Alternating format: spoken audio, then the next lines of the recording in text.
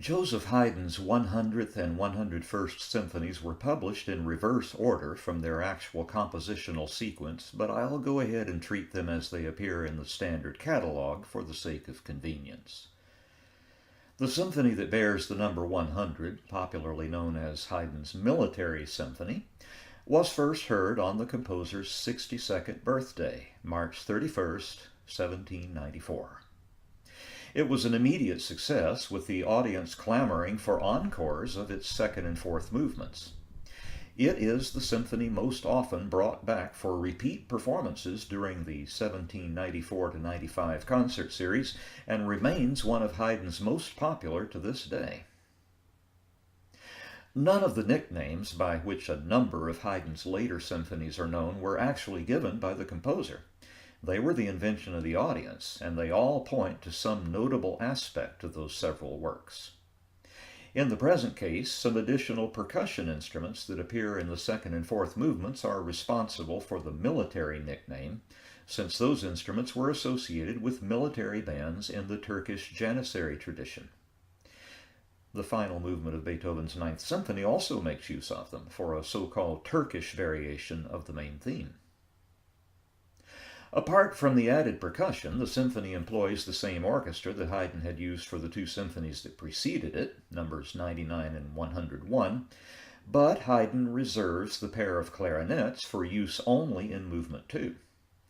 Interestingly enough, Haydn also divides the violas into what are essentially two sections during that movement, a trick he learned from Mozart, who also loved clarinets.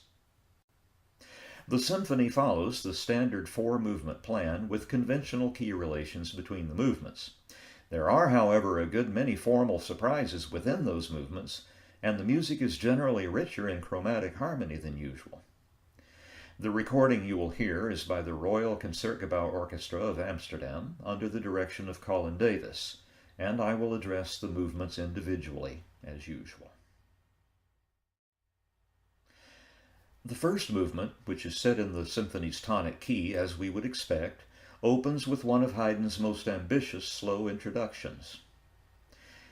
This introduction is not immediately introductory in flavor. In fact, its highly thematic beginning might for a while be mistaken for the beginning of an opening slow movement, a strategy that Haydn had occasionally employed. But a modal shift and change of character do eventually clarify the composer's intent, and a fast-paced sonata-form movement follows as expected. The scoring of the first theme's antecedent phrase is highly unusual, a high-voiced trio of woodwinds that may remind you of the sound of a music box. This ear-catching gesture is just the beginning of a fairly long and ambitious movement that includes many delights, and the exposition's music, which we will hear twice as usual, is overwhelmingly cheerful. The development sets forth a striking contrast to all that good cheer, treating us to some very serious-sounding Sturm und Drang. And the recapitulation is wonderfully reorganized and quite truncated, an outcome that is owing to the movement's monothematic nature. All's well that ends well, and this movement surely does.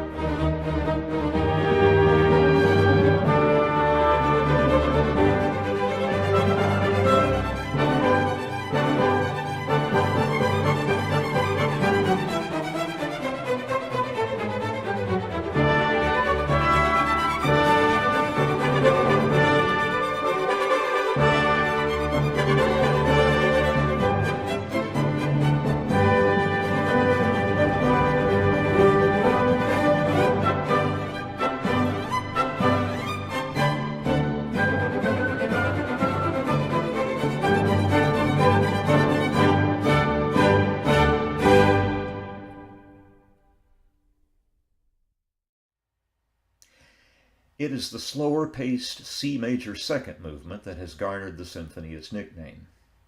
The movement is a deft blend of variation, rondo, and ABA forms, and made such an impact at first hearing that it sealed Haydn's fame forever in the minds of the concert-going public of England. I should perhaps say something about some terminology I've used in my running commentary. You've seen me use it a couple of times already during the introduction to Movement 1, the use of the verb to cover in quotation marks, a usage that may well look affected in print, so let me explain myself.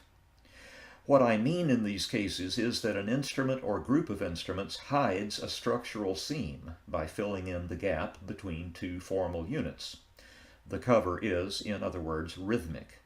I hope my descriptive device doesn't prove tiresome.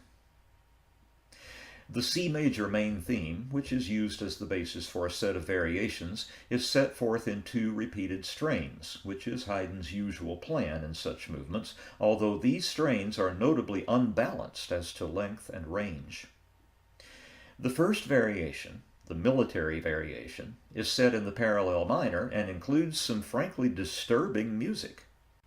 Formally speaking, this can also be understood as the B section of an ABA form movement, or the first contrasting episode in a movement in rondo form. I hope my running commentary will make this clear. The most remarkable thing about this movement is its coda, which appears to wind down into a gracious ending and then doesn't. Instead, a low trumpet plays a stark, rather disturbing battle call, and a mighty swelling of timpani unleashes a flat submediate catastrophe. To my knowledge, and apparently to that of Haydn's London audience, nothing like this had ever been attempted in a symphony. I'll say no more about it, and we'll let you wonder at it.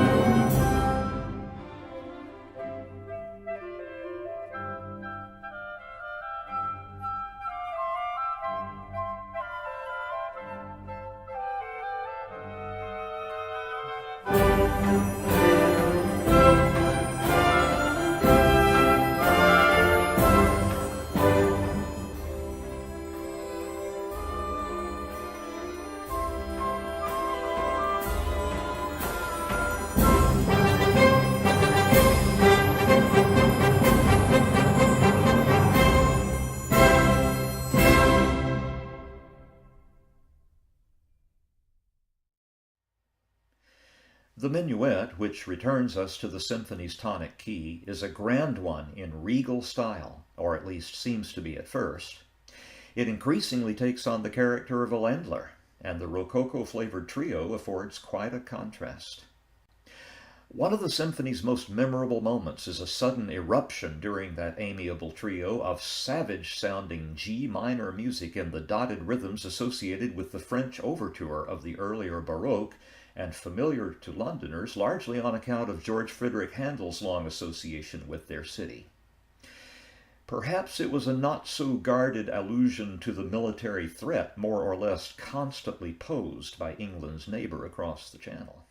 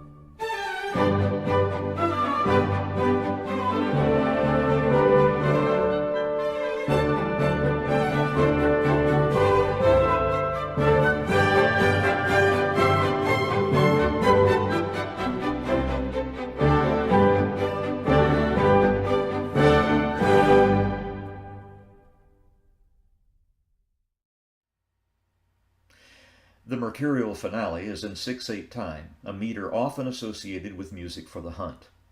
This is one of Haydn's most remarkable symphonic finales, a specimen of his own hybrid sonata-rondo form, but surely an unusual one. It is one of the most thoroughly chromatic movements Haydn ever wrote, and its formal plan is challenged again and again by its own creator. The military instruments put in their final appearance near the end of the movement and contribute their clamor to one of the noisiest and most exciting endings the audience in the Hanover Square concert rooms could ever have hoped to hear.